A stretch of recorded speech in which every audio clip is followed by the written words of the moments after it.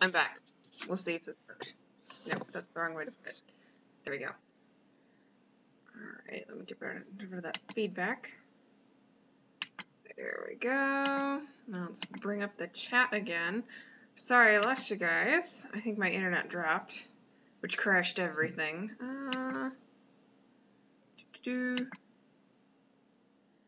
Yeah, and fair warning, my internet is kind of slow right now. So, I'm not sure it's going to take super well to this, but we'll give it a shot. Let me see if I can close out of all extra browsers here. Okay, bringing up the live stream. Here we go.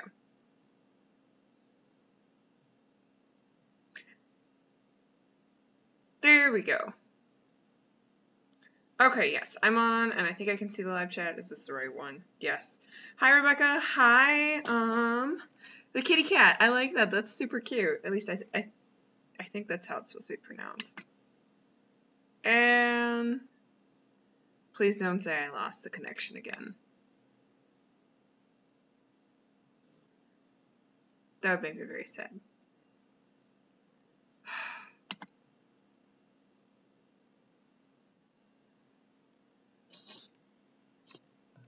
Oh, okay, it's going. I'm sorry, guys, if I like cut in and out. I'm trying to figure stuff out. Let me go to the live chat again. Please, please, please, please, please work. Please don't shut down on me.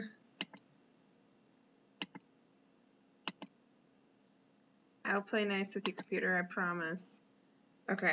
I think I saw a question about Rothbart, which, there it is. Haha. No! I don't want the information. I want to see my chat channel. So mean. Okay, try this again. Let's bring it up. But yeah, I think I saw a question about Rothbart on there, about him being called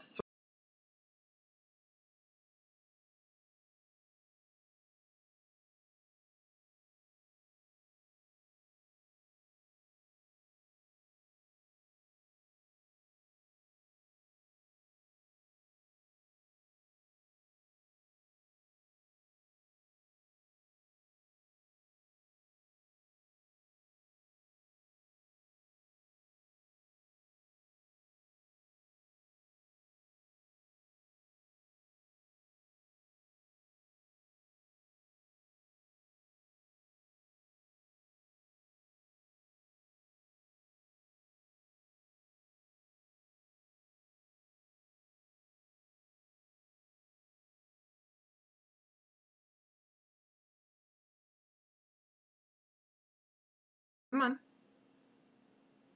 Let's view. View. No. Not more information. I swear this was easier. Oh, there we go. Maybe this one. I swear this was easier. And I'm not connecting again.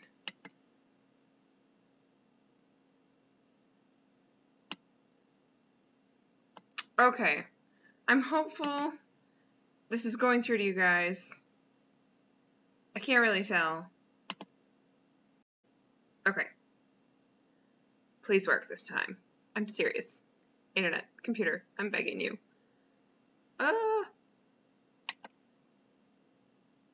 Stream now. Let's see if this is working.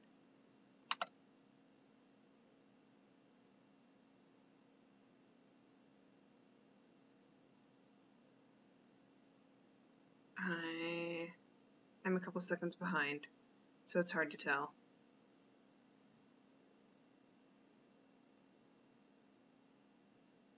Okay, I think it's coming through. We're gonna pretend that it's coming through. Hopefully I'm not talking to the void. But, hello Rebecca again, and hello, is it the Kate cat? Kitty cat? Kate cat? That's a cute name.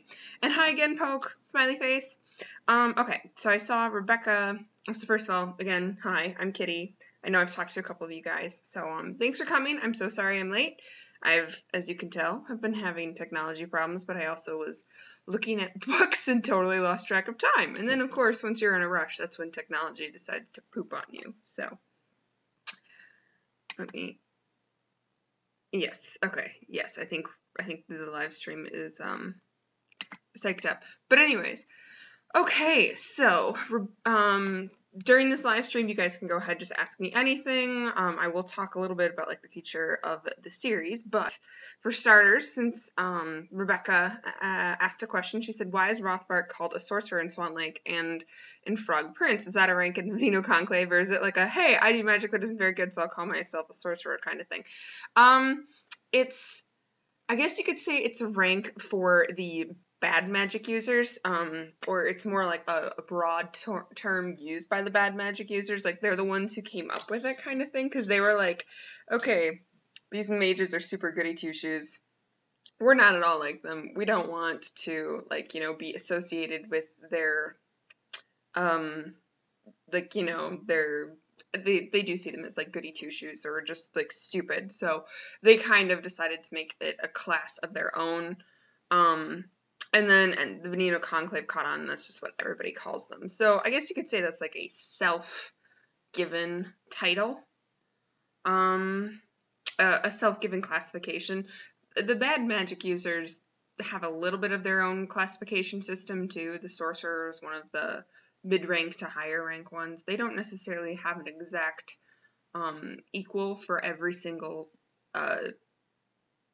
rank there is, like, in the Veneno Conclave kind of thing, but it's structured similarly, I guess you could say. And that's why there were no sorcerers, like, back in the time of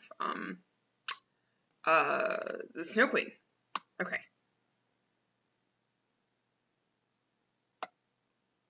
Oh, Katie Cat, that's a cute one. Okay, Katie, I get it. But yeah, glad that it is no longer cutting out for you guys. It looks like my internet stabilized, so I think that's what the problem was. But let's see. For Poke High, are there rankings besides mages, enchanters, and sorcerers? There are. I'm not really going to go into the bad one because that's kind of a little more spoiler, but for the Veneno Conclave, so enchanters is in top. Mages is, I don't want to call it towards the bottom, but it's more like a general rank, but it's also like, I guess you could say like a foot rank, but even then, everything kind of splits off depending on your core magic. So for instance, Still from Rumpelstiltskin is a master craft mage, and that puts him as the highest ranking possible position you can get in that particular specialization, I guess you could say. So, so part of the thing with rankings is it also has to do, I guess you could say, with the Veneno Conclave's politics. So in terms of sheer power, the enchanters and enchantresses will always be on top. And then after them, there's, I guess you could say, two different levels. And part of them are the mages, who are super high in their specializations, like Still. So he's one half. And this is when we're comparing power. And then on the other side, you have people who are like fairy godmothers, like Sibylla from, she shows up in she does show up in Sleeping Beauty and in Cinderella. And she has more of a, I don't know if you want to call it political position, because she can do a little more with her magic than just her core magic, versus the mage ranks they very much specialize just in their core magic. But Sibylla has other responsibilities because of her magic, so she goes around helping people, but also like looking for other possible kids and adults and just people who have magic. So a bit of the ranks kind of are involved in just the way that the Veneno Conclave works, but then the other part of it is just the general power ranks. Hopefully that helps you. I'm sorry, it's kind of I want to have a diagram, but I don't have one pre-made, so I'll see if I can get on that though. A diagram I think would help you. But let's see, Katie Cat. By the end of Sleeping Beauty, when Angelique is asking the king for his help for his people, has Still spoken with her yet about being modern Raquel? Yes, she was not very happy when he kind of dropped that bomb on her, which is actually a very good question. So in the timeline, it happens, I'm trying to think here. So, so I guess the most recent event is Rumpelstiltskin's book ended in the winter, and then he brings Gemma down to Loire, down to where Severin and Elle live, to their chateau. And then we have the summit, where Lucien gets turned into a frog. And then towards the end of the summit, you have not wild swans. You have Swan Lake happening. I have a lot of stories that start with S's. There's a lot of snow and a lot of swans. I really did not think that through.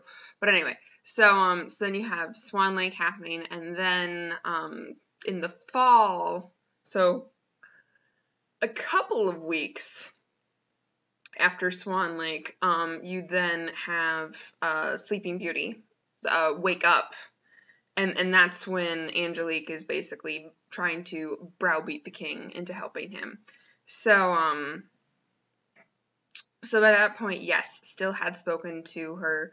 Gemma and Still are actually, don't quote me on this, I think they're still in Kozlovka due to Gemma turning the Hellhounds. But yeah, so she knows. 12 Dancing Princesses will take place like that late fall, early winter. So not only has Still dumped that truth bomb on her, they've also gotten a little farther in the story, meaning like Lucien and Severin have been working together, so they've looked for the mirror.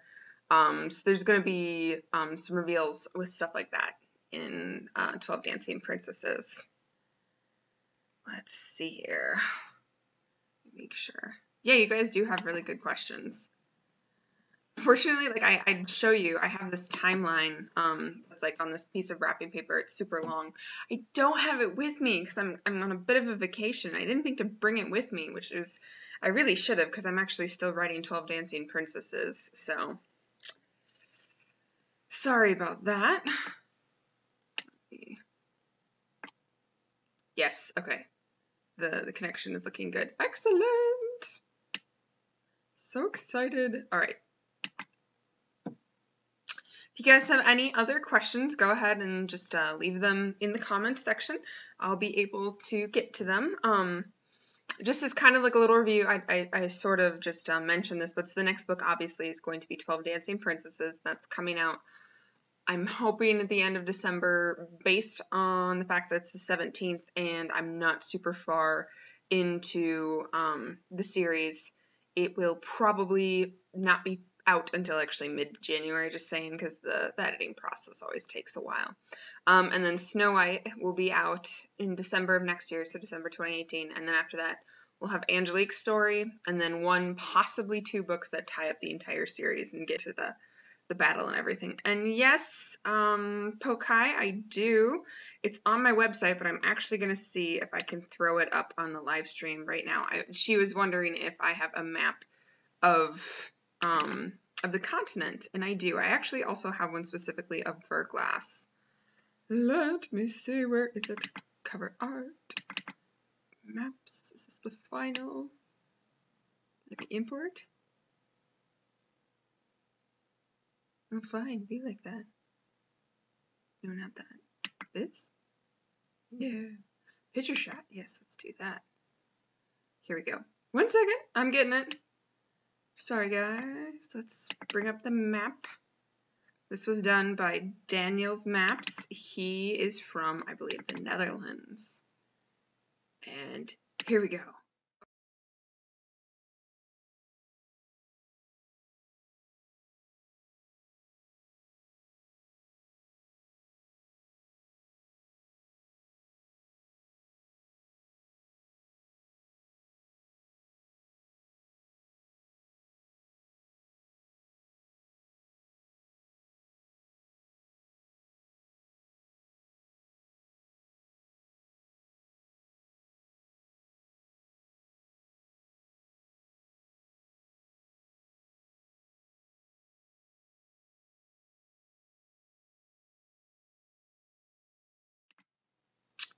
let me know and I can toss it up again if you guys need to.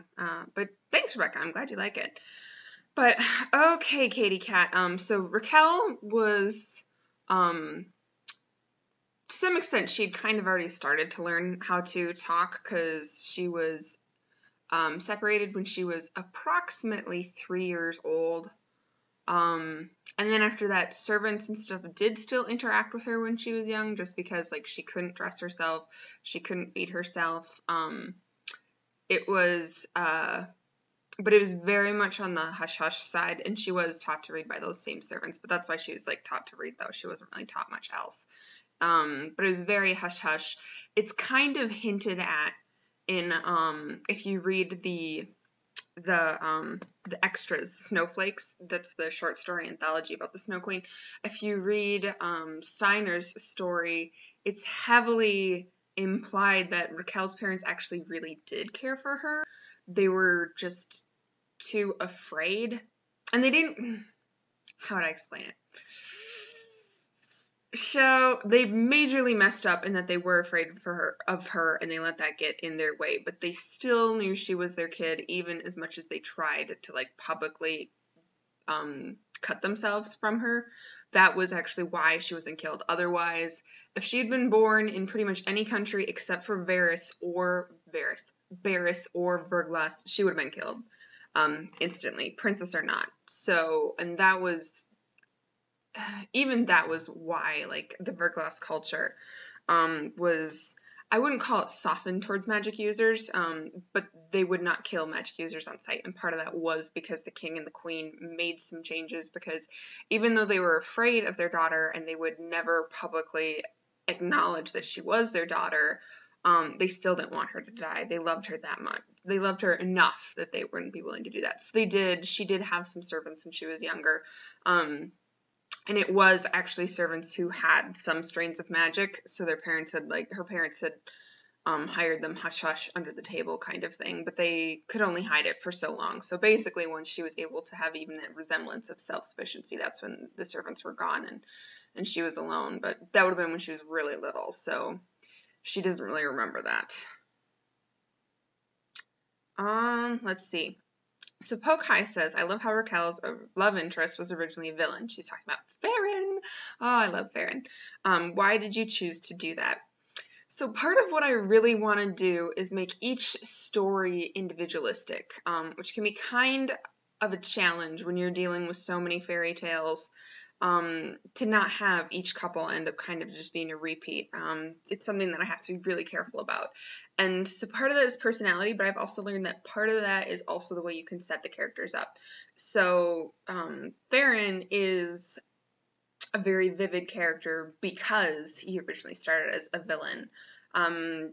If you compare Frederick, that's Cinderella's prince, he is also a very vivid character because even though he's a prince, he's actually first and foremost a military person. So it's kind of easier for me to make the stories and the characters more individualistic if I can make the setup very different.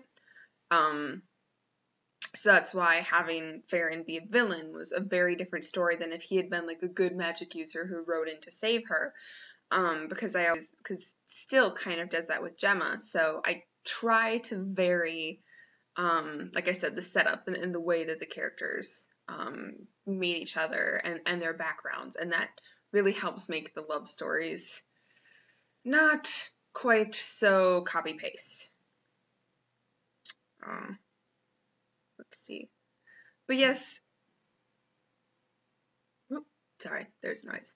But yes, Katie Cat, yeah, Raquel's background with her parents is very sweet, but also very, very sad. And there are instances of like that in real life. I mean, obviously, you don't get people, like parents who have their kids and abandon them because of magic, but I was trying to kind of, I guess you could say, reflect real life and real stories from people that I've talked to as well. Let's see. So Rebecca's wondering, why did I change Little Mermaid into Little Selkie? At the risk of sounding harsh, because I hate The Little Mermaid.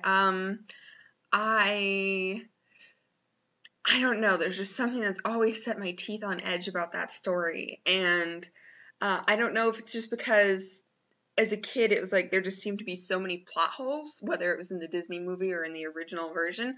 I really did not like that story at all. So when I was thinking about doing The Little Mermaid, I knew I wanted a heroine who was brash, who would actually fight against the situation that she found herself in, who would actively be trying to solve it, and who would not be doing it just because she saw a hot guy and wanted to follow him around.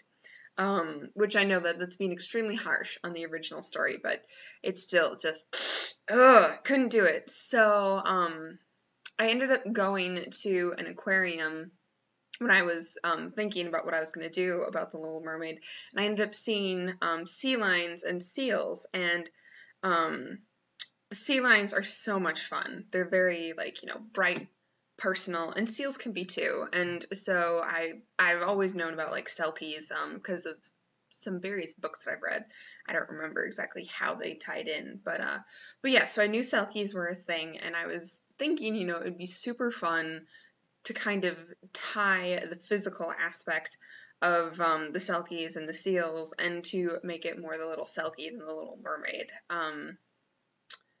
It's also because I wanted to use mermaids to be the butt of several jokes later on in the series, so yeah, it was kind of based on personal taste and me trying to do something that was fun. So I was hooked when I found out that sea lions have to eat, I think it's 20% of their body weight every day. I don't remember. I used to have the facts memorized. I have a little spreadsheet. But yeah, as soon as I saw that fact, I was like, oh, I have to do this. I have to do this because I need a girl who's going to be super into eating food.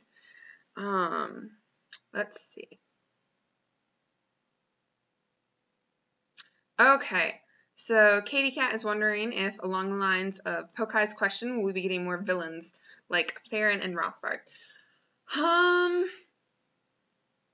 In the future, absolutely. I'm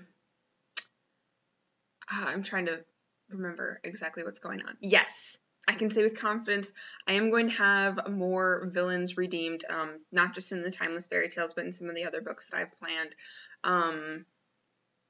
But yeah, and when I say not just in the Timeless Fairy Tales, I mean I have the two left. I have the 12 Dancing Princesses and Snow White, and then the wrap-up series, and then there's a couple, there's more than a couple. There's a lot of fairy tales beyond what I've mentioned that I'm going to be doing, and some of them do have the, I just used the word, the bad person who's been redeemed. That's it, redeemed. The redeemed villain. So there will be some more like that. It's a fun concept, and I believe heavily in like forgiveness and all that kind of stuff. So it's something that I have fun playing with. Okay. Who is my favorite individual hero and individual heroine? Not as a couple. Heroine, hands down, is Gabby. I love Gabrielle of Puss in Boots. I love her because she grows a lot as a character throughout her book. She actually probably grows the most out of, besides Raquel, she probably grows the most. And I do love Raquel, but Gabrielle and Puss as a duo are hilarious to write, and I really value being able to write humor, like, just personally for myself, because it's a lot of fun to be able to do that kind of thing. So hands down, she's my favorite. Also because I love those Arcanian princes. They're hilarious. But as for my favorite individual hero, it probably goes to Frederick, Colonel Frederick, because he is again funny, and I find that easier to write. I really like his personality too, and the way that he's so charming, but he's such a scallywag too. I mean, just in the way that he's like, oh, I couldn't possibly be king. I don't have the temperament for it. I'm way too shy. It's like, that's absolutely ridiculous. But that's just how he is, and I have so much fun with over-the-top characters like him. So that's why he's probably my favorite. Let's see. Abigail says, I love the mirroring of the Snow Queen's characters in the Timeless Fairy Tales. I'm only left to wonder who Tenebris is. Well, I will say a little bit of a spoiler. There isn't one person that represents Tenebris, and that's partially because it's been so much time, but it's also because the Chosen have really been building their forces, so it's much bigger than anything Tenebris ever did. But that being said, you will still see some mirroring with the bad guys, like the way that the stories, are similar. So, yeah, I'm not going to say anything else because otherwise it's just going to turn into a spoiler. But yes, just in saying that, the Chosen are a much bigger organization now. They're much more widespread, much smarter, honestly, too. So, let's see. Pokai says the Little Mermaid turns into sea foam in the originals. Thank you for being harsh. I'm glad you agree with me. I've met so many people who they're like, oh, the Little Mermaid is my favorite story. And there is like a certain, like, you know, like the whole bittersweet kind of ending thing. I can understand that people like that, but just I personally can't stand it. It's mostly, I think what really actually turns me off too is the fact that she just wanders off after him. And if you read the story, he totally treats her like she's an idiot, which I absolutely don't appreciate. So, yeah. Let's see. R. Reed is wondering if I'm going to continue the story of Raven from Life Reader. Yes, I love Life Reader. It's actually my secret favorite book. I'm a huge library nerd, and I actually worked in libraries. I was a library page, and then I actually worked at the circulation desk for a number of years. The problem is that it is my least popular book ever. So I have to make sure that I write it when I am in a already financially stable position, because otherwise I won't be able to eat. So that's partially why I just haven't been able to work it in. And the other thing too is that the timeless fairy tales really are now building up steam, so I really kind of need to get all the stories ready to go in one big final push. So and I also have like other stories, like Red Rope of Fate is going to get a sequel next year, and then deciding between Life Reader, and I also wanted to write a Cell story from the Magical Beans Rehabilitation Center, because Cell is another hilarious character. And the girl I have planned for him is just, you guys would love her, my goodness. So what I will probably end up doing is holding a poll in the far off future, like not next year, probably not even the year after, because I might end up going crazy from finishing the Timeless Fairy Tale series, but I will probably eventually do a poll and let you guys decide which you'd rather have me do, the MVRC or Life Reader sequel. But I will eventually definitely write that sequel to Life Reader. I love that story way too much just to abandon it on the side. So if you hang with me, it'll come eventually. Let's see. Oh yeah, Pokai says she loves Puss and Gabrielle. I'm glad. Puss is so funny. He is modeled after the cat that that's on the cover. That's my parents' cat, and he is such an attitude. Let's see. Ooh. Katie Cat has a good question. Does Billy have any connection to the origins of the Burglass Assassins Guild? Ooh. Yeah. Yes and no. I'm trying to figure out how far to go. Yes, I'll just leave it at that. Yes and no. She did not found them. I'll put it that way. But they look up to her a lot. So, let's see. Katie, hello Katie, is wondering, is the mirror from the Snow Queen going to be tying in as the evil queen's magic mirror in Snow White? That is a very, very good question. And, I'm trying to figure this out. The magic mirror does show up again, and it will show up soon. So I know that doesn't totally answer your question, Katie. Sorry, but this is the one problem I will say in having a series that's like so tied together. I know you guys really enjoyed Frog Prince, but it has been so hard not giving you guys spoilers, and it's even harder now because you have like a third of the picture. So now it's kind of like, well, what do I reveal and what do I not reveal? Like, what will be a thread that if I pull at it too much, it'll just bring the whole series to its knees, and then you guys won't enjoy the twists. So sorry if I'm a little cagey sometimes. It's because I don't really know how much information to give. But I will say the mirror does actually, the mirror from Snow Queen will play a role in the final battle. It's a big deal. Let's see. Pokai is wondering, what is my favorite part about writing King Arthur and her knights? I'm glad you like that series. I think my favorite part was using Brit to kind of point to the ridiculousness of some of the knightly court stuff. As a precursor, I love Lord of the Rings. Not Lord of the Rings. I do love Lord of the Rings. What I meant to say is I love King Arthur and his knights. I love Robin Hood as well. And if there's something that I'm writing and I'm making fun of it, like I do in Robin Hood, like I do in King Arthur, it's because I love it so much. And so, like, but even though I love something, I like to retain the sense of humor to be able to, like, kind of poke fun at it, because that's what I do with the fairy tales too, sort of, as well. So, but what I love doing is using Brit's blunt Americanism to kind of poke holes in some of the legends. I think the best instance I have of that is when she meets King Pellinore, and he's the Sable Knight, and she's totally like, why aren't you the Black Knight? And they're like, oh, because black's bad. And she's like, well, but you're wearing black armor, so you're black. And he's like, no, I'm sable. That's a thing. And she's like, well, like a collie, and stuff like that was probably my favorite. Or like when they go and they get the she and Mordred get the shield from that I forget what knight she fights. I think it's the White Knight, when she fights the White Knight and gets the shield, and it's a really bad shield. Like, it's not at all useful and stuff like that. I like doing stuff like that that comes straight from the legend, straight from the lore, straight from, like, the long-held, like, books, like Howard Pyle's book for, I think he did King Arthur, and there's two guys, Howard Pyle and one other one, and they did King Arthur and his Knights, and, like, King Arthur's Court. They're the ones I used for a lot of my research, and so it was really fun to be able to take Brit and put her in those original, long-beloved stories. Let's see.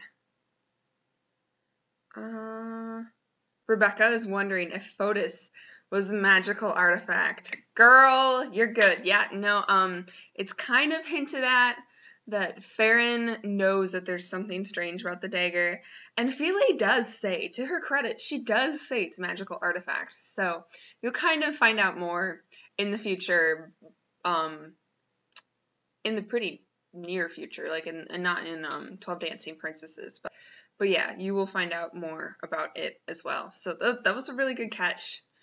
But yeah, seriously, the Snow Queen is like everything in that book is pretty much, well, not everything, most of what is in that book is tied to what's going on now. So that was a very good catch. Let's see, Reed is wondering if I'm going to write more about Angelique's background in the later timeless fairy tales. Yes. So after I finish 12 Dancing Princesses and Snow White, then comes a book that's just entirely from Angelique's point of view. That will actually plug some of the holes, because it will cover, like, how Avariste was taken. It will show how they go and look for the mirror that's mentioned in Snow Queen. See, this is what I mean by I have too many snow books and too many swan books. But anyway, so yes, there will be a book that's entirely from Angelique's point of view. The books that wrap up the series will also mostly be told from her point of view. Maybe not mostly, because there's so many characters. Like, about half of it will probably be told from her point of view, because then everybody else will get a shot. Like, there's some point of view stuff from Severin, from Elle, from Gabrielle, from Stefan, from Frederick, from Cinderella, from Briar, all of them. Everybody comes back for that one. But a lot of the stuff will be told from Angelique's point of view as well. Let's see. And yes, Katie Cat, you are right. Fotis was the only thing that managed to scratch the mirror. That's an important detail as well. And Pokai, I'm glad you loved the Pellinore scenes, like with the Sable Knight and stuff like that. And actually, what's really funny is how Brit gets really sour, and she's like, oh, this is the guy who made, like, lawns a thing. It actually is true that they kept lawns, because those were, like, the jousting fields and stuff like that. It was hilarious. I didn't know that until I looked it up. I have no idea how they kept the grass short. Like, maybe it was, like, the goats or something. I'm not sure. But yeah, they very specifically kept well-groomed lawns so they could do jousting on. I was, like, shocked when I found that out. Let's see. Yes, there is going to be a Little Red Riding Hood retelling, and no, it's not actually Princess Astra of Barris. Astra does get her own story. It won't be until after the series ends. Same to Little Red Riding Hood.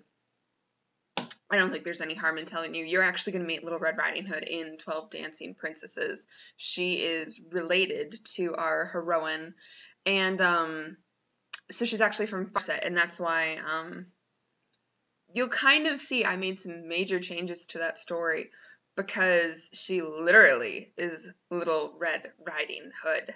And you can kind of see that in Frog Prince because there's the purple rider from Farset. So that'll give you kind of a hint. It's going to be more of a horse-based story. So it'll be super fun, though. And Rebecca, yes, Angelique does fall in love eventually. There's someone who's already in love with her, but she does not know, mostly because she has some self-confidence issues, which is also why she practically punches Still in the face when he tells her that they think she's the modern equivalent of the Snow Queen. So, but yeah, backtracking real quick to the Little Red Riding Hood thing, I hope you guys do enjoy that, enjoy the change. I grew up around horses, so it was always something that kind of made me be like, I don't get it, why is she called Little Red Riding Hood, but she never rides? So that was why I had a bone to pick with that one, and that's why I changed it. So that'll be fun. Let me check the little comment section again. And hello again to everybody who's watching. If you have questions, obviously, as you can see, please leave them in the comment section below. If I'm answering somebody else's comments, don't be afraid to still just go ahead and post it, because I'll just get to it once I finish with some of the other ones. And we can talk, like, it doesn't just have to be about Timeless Fairy Tales. You can ask me anything about any of my books, or even my AM Soma pen name if you like. Let's see. Have you ever had someone write fan fiction about your books? Are you okay with that? Yeah, actually, it was super cute. There was someone who wrote a Merlin Brit fan fiction. I think only after Embittered was out, so it was only like 3 books into the series. And yeah, I am okay with people doing fan fiction. Unfortunately, if it's in a series and I'm actively writing, I don't want to see it myself. More just at that time. Mostly just because copyright is kind of a catchy thing, so I don't want to accidentally see anything and then later have people, like, have someone claim, that I got the idea from them. So that's why I personally can't read it if it's an ongoing series kind of thing. But yeah, I actually, I got my start writing fan fiction. I ended up writing a couple of books before I started writing fan fiction, but I wanted feedback, so I ended up going to fanfiction.net, and I searched for stuff that I was interested in, and I picked the categories that had the highest number of readers and the highest number of reviews, and I ended up writing some pretty awful fan fiction on there just as practice, and it was really great. I got a lot of feedback. A lot of people would tell me what they liked, what they didn't like. That was actually how I found out that I can write funny characters. So I do recommend it. I know some people get kind of upset about it, but the way I see it is, like, you're practicing. You're not like trying to claim the series as yours or anything, but you're practicing, and if in order to feel comfortable you have to practice with someone else's characters, I think that's okay, as long as you're doing it in honor of them, or as long as you aren't making them do anything that would go, like, completely against the character's will. So, like, don't take Raquel and put her, like, on a killing spree. No, I would not like that. But yeah. Yes, let's see. Does the First War versus the Chosen Army have a name? It does. I don't remember what it is right now. I think it's like the War of, like, Snow and Ice or something like that. It's at... Oh, goodness. I wish I had my notes. But yes, it does have a name. I think it might be the War of Snow and Ice. Let's see. Katie, you love horses and you used to ride a lot when you were young. So it makes you so happy that there will be a lot about horses in the next books. Yeah, I'm super excited about Little Red Riding Hood, too. So I have a friend who does a lot of jumping, and she's really looking forward to that book, and I'm sure she will make sure that I get every single horse fact right, so that'll be great. Let's see. Are there short stories from Elves of Lesso following the main characters? Reed's wondering that. That is a good question. No, the only short story I did was actually the wedding scene, which I ended up adding into the book. Now that you mention it, I really kind of wish that I do more with them, because they're a fun pair. Tari and Orion are some, like, as a couple goes, they're one of my favorites to write, just because they're so cute together. And I just like the whole elf-human thing. That was a lot of fun for me to write. So I'm really looking forward to returning to that world next summer, and writing their sequel. So let's see. But yeah, Poke High. That's awesome that you write fan fiction. Like seriously, it did help me a lot. Like hearing from other people and getting that kind of feedback, it really helps you grow as a writer. And the nice thing too is you can get it on a chapter by chapter basis, so you can put what you learned into the next chapter. So, oh, and same to you, Katie Cat. That's super fun. I hope you guys keep at it. Let's see. And what type of magic did Felia's dad have? Rebecca's wondering that. To be honest, I didn't actually think that much. It's more important that he was a scholar to me. Like, in my mind, that was probably the most important thing. And it does link back to, I think, Rebecca, you were the one who was wondering if if the ugly dagger was a magic artifact. And that actually links back more to his love of being a scholar and of reading and of researching and that kind of thing. So I am sorry to say I never really thought about what kind of magic he had. Let's see. Pokai is wondering, when do I plan on finishing the Luckless/Desperate Quest series? That's my AM Soma pen name series.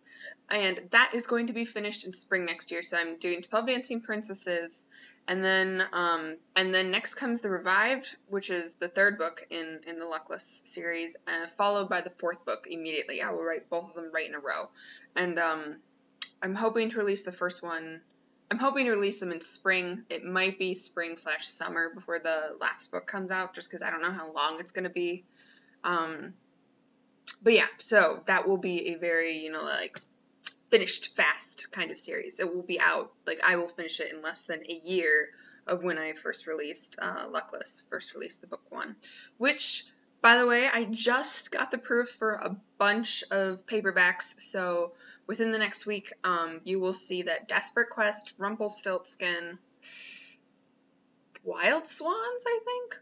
Oh, now I'm trying to remember all of them. And I swear there's one more. Well, for sure those three will have paperbacks going up within the next week. Endings from the King Arthur series, and then the King Arthur 3-pack, the first one, books 1, 2, 3, and then the second one, 4, 5, 6. Those are getting the paperback treatment right now, so I'm hoping that they will be out before Christmas time.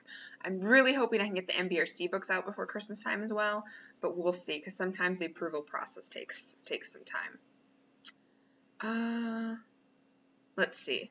Oh yeah, so Katie Cat's wondering, given how much you've ranted a couple of times about constantly writing royals. Yeah, nope, you hear me. Yeah, yep, those royal families. My goodness.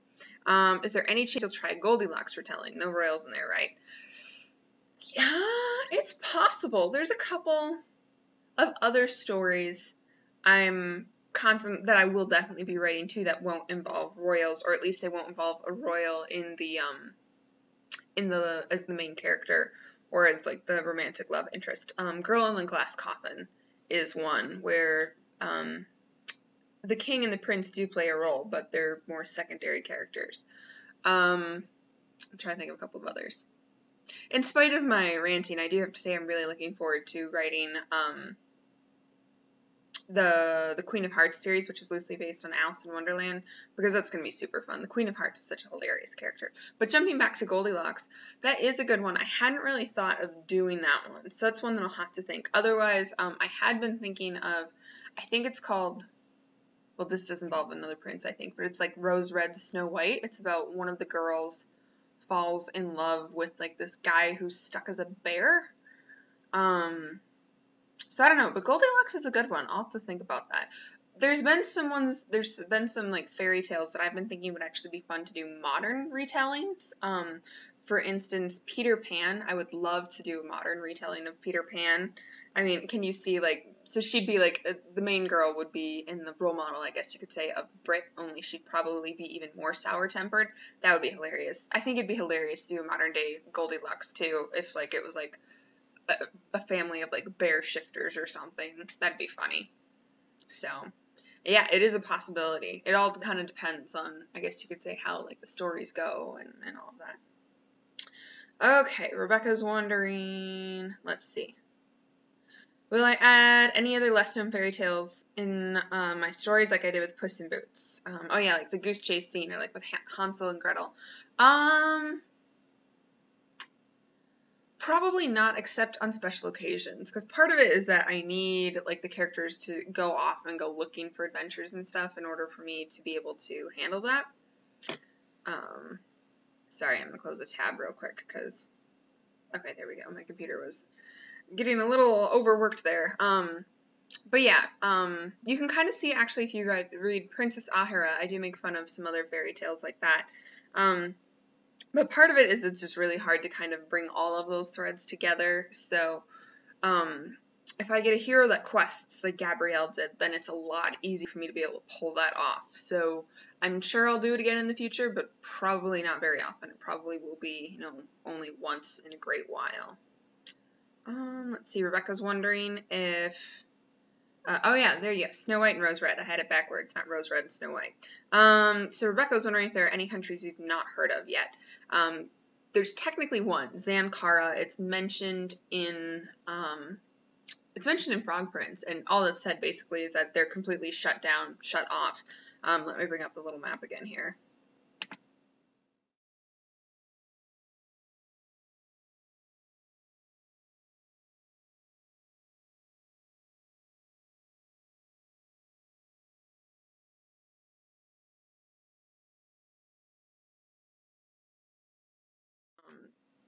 I kind of have plans to sort of expand the world.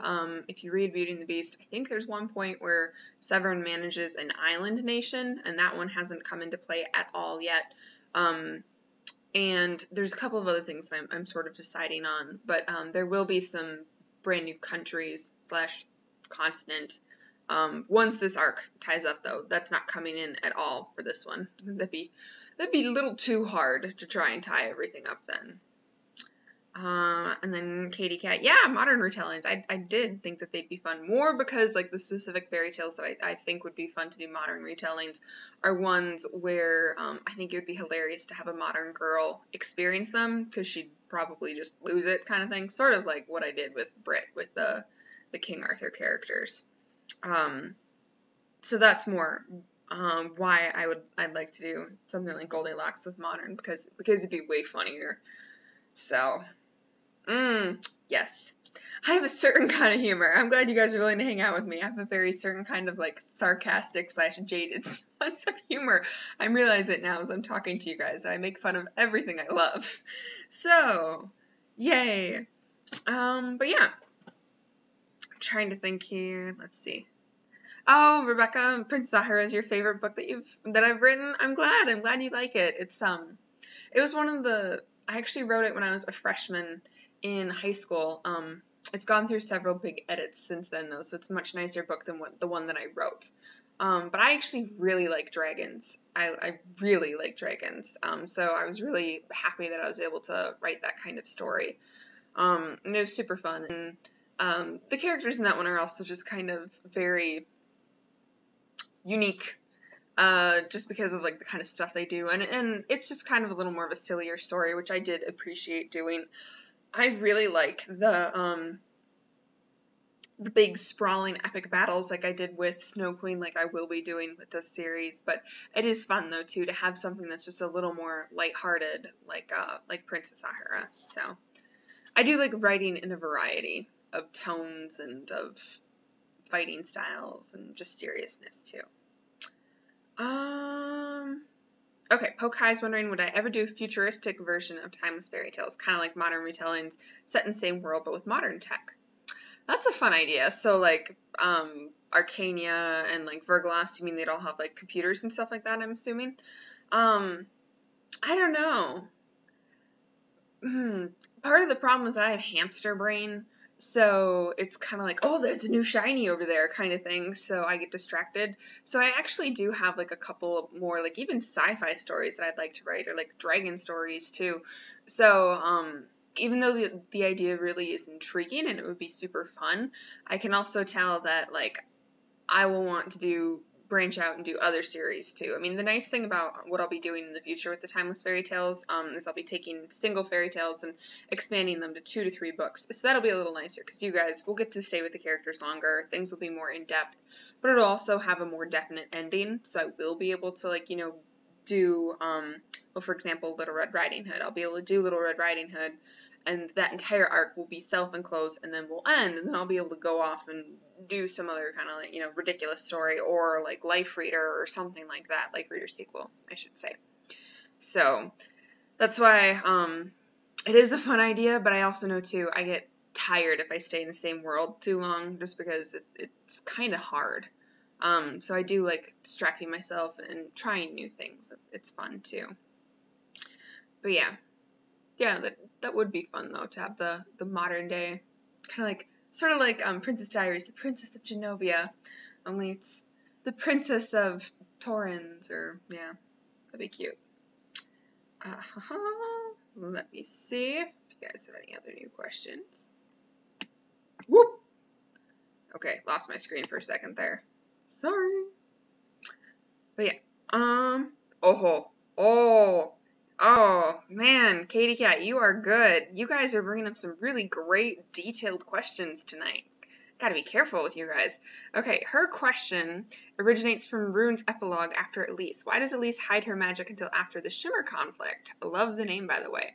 So, I think it's either, because it's actually sort of mentioned in Falk's ending as well, but they were a little afraid of what the Veneno Conclave would do if they found out she had magic. And it was also kind of, I guess you could say, for the same reason why Puss originally didn't talk, is because they wanted the advantage of surprise kind of thing. So they're purposely keeping her powers on the down low. As you can see, it didn't even really come up in the summit meeting, and it is because they are purposely trying, because they know this is a very tense time. The last thing that they want is for her to get hauled off to the Magic Academy and stuff like that, because that's not going to go down for the Arcanian siblings. Like, it would not work. And plus, she's actually not supposed to be able to do magic in her country, so there's no telling if they would decide to punish her or not, because the Veneno Conclave can be very Quicksilver in temper. Angelique usually receives the brunt of it, but versus Still is kind of their darling. They love him because he's this genius.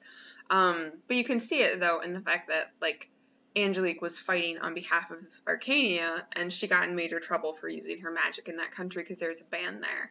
So, that's why they're also purposely trying to keep her magic on the down low, is because they don't want her getting in trouble either. Rebecca's wondering, what is the Shimmer conflict?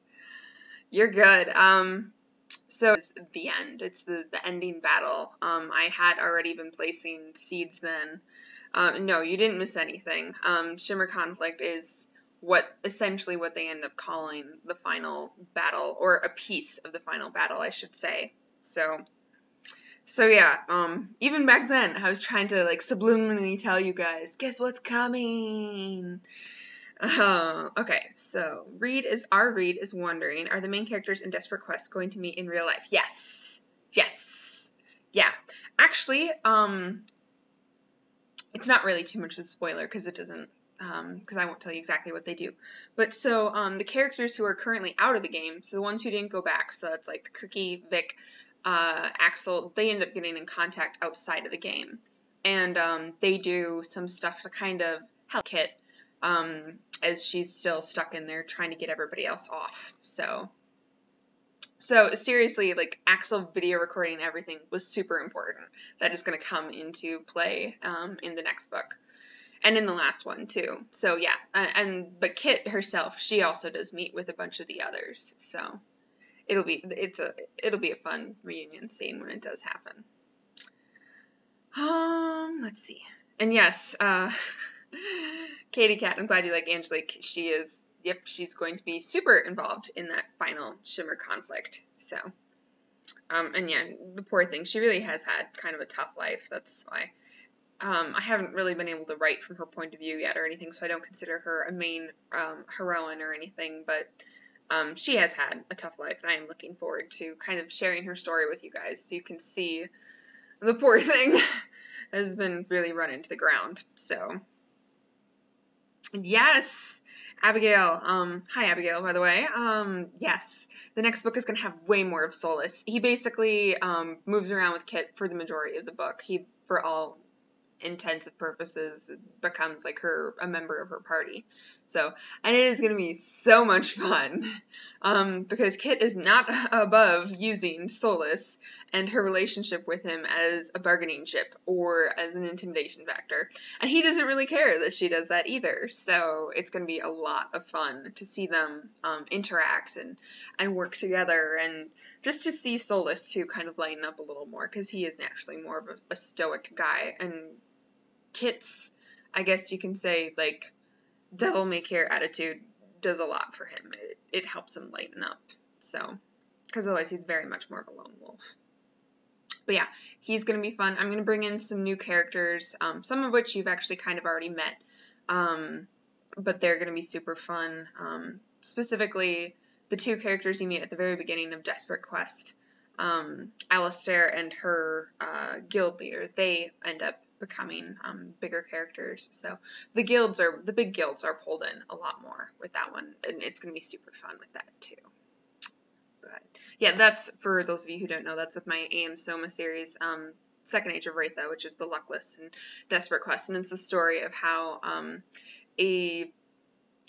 I guess you could say it's probably considered new adult because she's in her 20s. She plays a game, and as the result of a joke, her cousin who works for the gaming company gives her this joke character who's completely useless, can't do anything.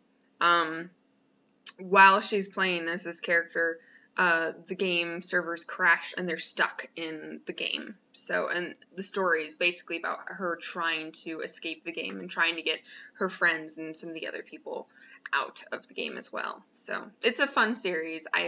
It basically let me do what I did with Brit in the King Arthur series, only at a large scale, because you have all these like people who are from modern day society, and they're interacting in this world which is very Lord of the Rings-esque, very epic fantasy-esque. So even though, you know, they're like going around like trying to run from dragons and stuff like that, they all talk like modern Americans. So let's see, what is my favorite? Rebecca's wondering what my favorite animal is in Timeless Fairy Tales. I have a very big soft spot for Pegasus, because he's very loyal to Angelique, and very helpful, but otherwise I do love Puss.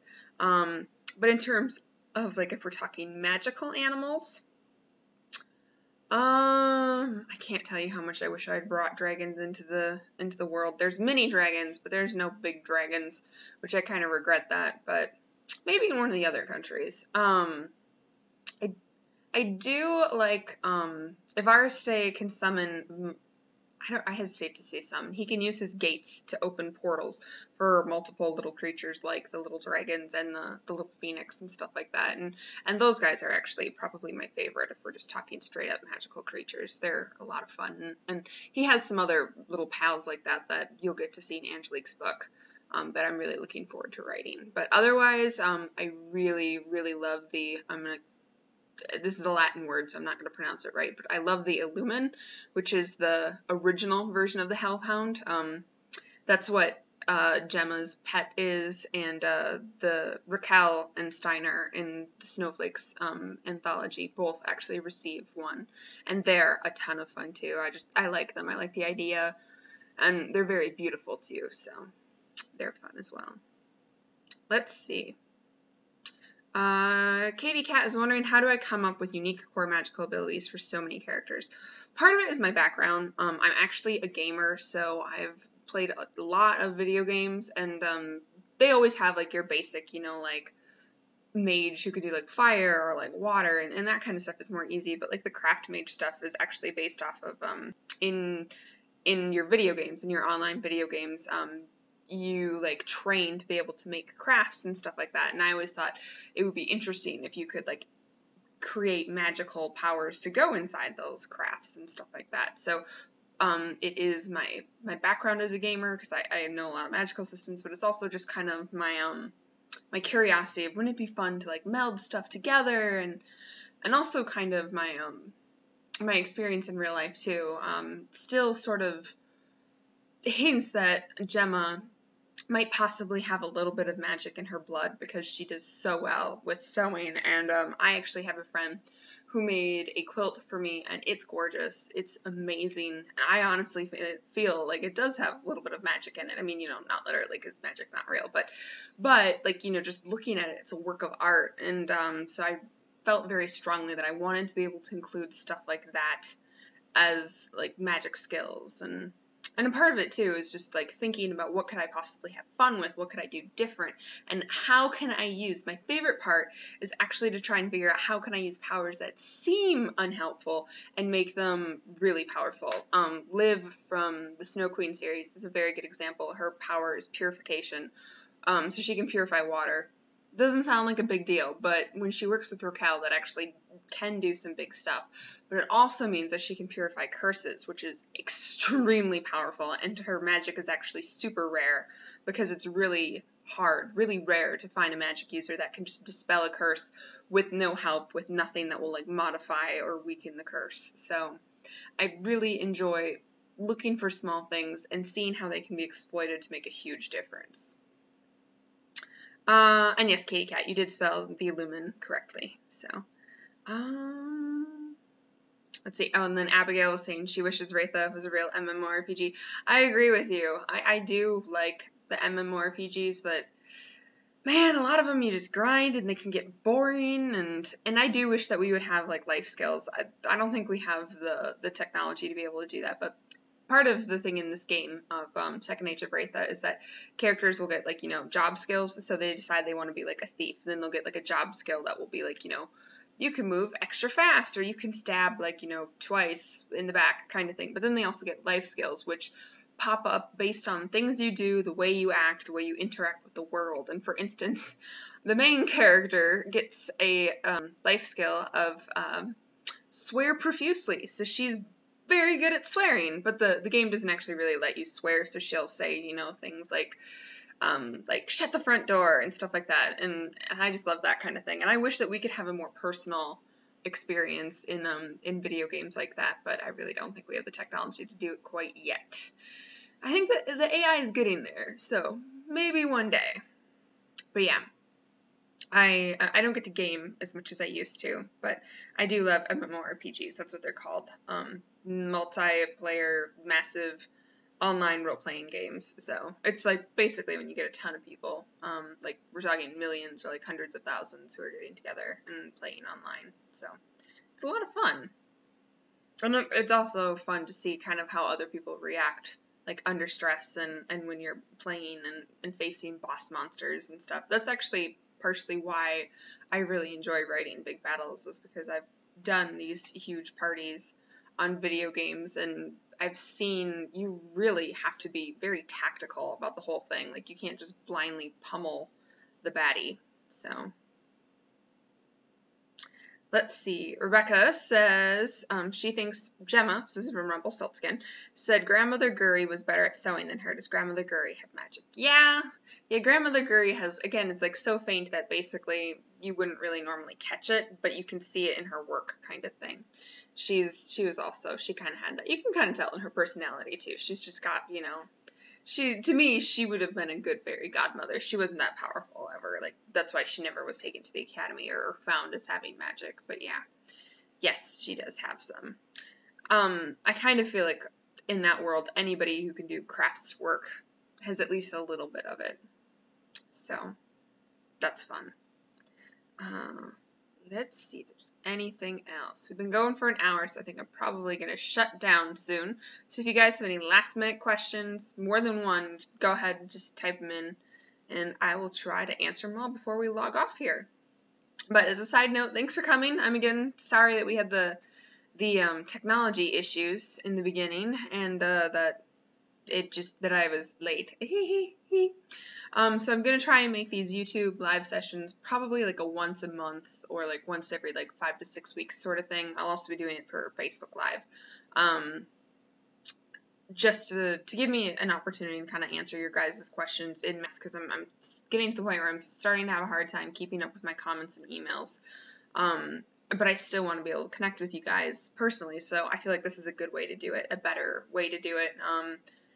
Because then you guys can still see me, you can hear me, you can see what I look like when I'm kind of I don't want to say a wreck, but it's late, and so I don't look my best. So, yes.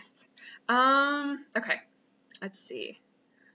Rebecca is wondering if there's going to be a Rapunzel book. There is, and you haven't met the heroine, but the hero is actually going to be one of the Arcanian princes. I can give it away because it's not really, that big of, I'm not trying to keep it hush-hush or anything, but yeah, it's going to be Mick from the twins, Mick and Nick. Yep. I'm hoping it's going to go okay because Mick is kind of quiet, but the heroine I have planned should be able to crack him out of his shell. But yeah, so it's going to be super fun, the Rapunzel story as well. So, and that will take place after the final conflict. So, I should mention though, even though they'll be finished with the final conflict, even though I mean, you guys know me, it's a happily ever after. So even though they have the happily ever after, there still are some dark forces around. Not what it used to be, but yes. And yeah, I'm hoping to have fun with Mick being so quiet. But it's kind of tough on me because since he's quiet, he'll probably do more inner thinking, and that's very dangerous for me. I have a hard time writing guys' inner voices without making them sound like elderly grandmothers. I don't know why. That's a problem that I have. So I'll have to be super careful. So it's going to be fun, but it's also probably going to be a learning experience for me, which, it's great. It's great to progress and learn, but sometimes it's also like, I don't want to get better. I don't want to progress. I just want to, skate along. So, let's see. Katie's wondering, is Nick going to find love? She has twins in her family, and she'd hate to see one of them find their true love and not the other. Yes. Captain Brita is slowly warming to him. Kind of, sort of. He's not, to be fair, like, he's being obvious about it, but he's also not necessarily doing anything that she really would like. So it's kind of his own fault that she's not in love with him already. Yeah, but yes. Yep, Katie Cat said, yep, Katie Cat was saying, isn't he pursuing Captain Brita? And yes. Yes, he is. It's heavily implied. It's heavily, like, it's said point against Sleeping Beauty and also in Wild Swans, but it's also heavily implied that she is not exactly receptive. But he'll get there. One day. Maybe. Yes, good spelling, by the way, Katie Cat. I mean, it's hard to, like, we're talking, like, tonight alone, I think we've discussed, like, easily 100 characters, so it's hard to remember all their names. For me, like, I mean, and I'm really bad at spelling, too, so, I have a list. A master list of characters. But yeah. I'm trying to think if there's anything else. So I already mentioned, just for any of you guys who have logged on recently, we're going to have a bunch of paperbacks will be coming out. Hopefully before Christmas. 3 of them will be coming out within the next week or two. They'll be available within the next week, but it takes me a couple of days to get it hooked up to the Amazon page. So that's why they'll be available, but I have to link the paperback and the ebook version together. So it takes a little bit of footwork, and Amazon takes a couple days to do that, to fix their catalog. So, but yeah, otherwise, do you guys have any more questions? You can go ahead and leave them. I'm trying to think if I have anything else to share with you. So right now I'm working on 12 Dancing Princesses. I do have like a super secret project. Hiccup.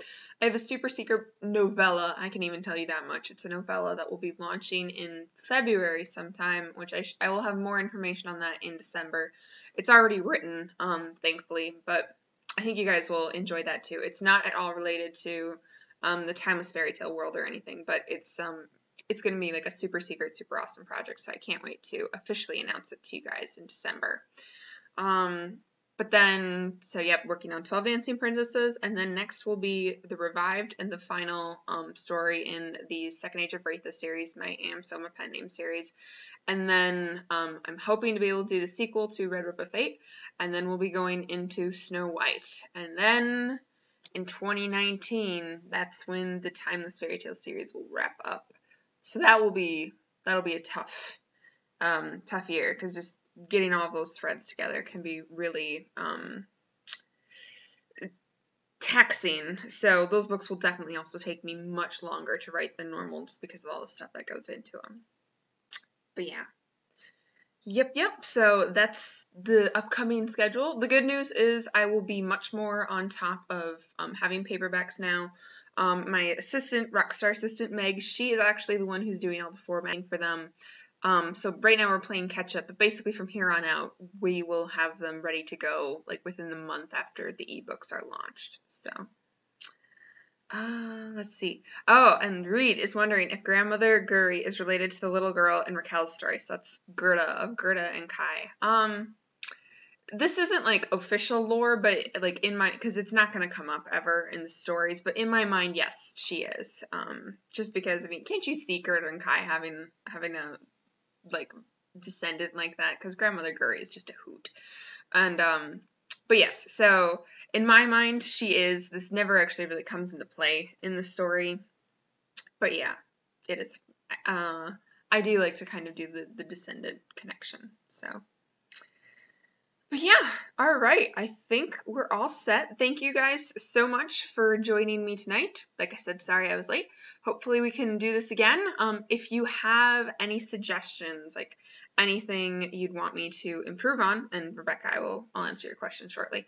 If you if you want me to include more graphics in this thing, I don't know if I can get music. That'd be something I can look into. Yeah, we could have background music, guys. But yeah, maybe if you want me to change times, anything like that, whether you thought about the YouTube session, just go ahead and leave a comment down below once we're all done, and I will be sure to look at that. But just in final wrap-up questions, Rebecca is wondering how I decide what languages to secretly hint at things' meaning. So like how tenebris is actually Latin for bad. A lot of the stuff means things, just because naming something can have a lot of, I don't know if you want to say power, but influence. So that's why I'm very careful in my naming systems.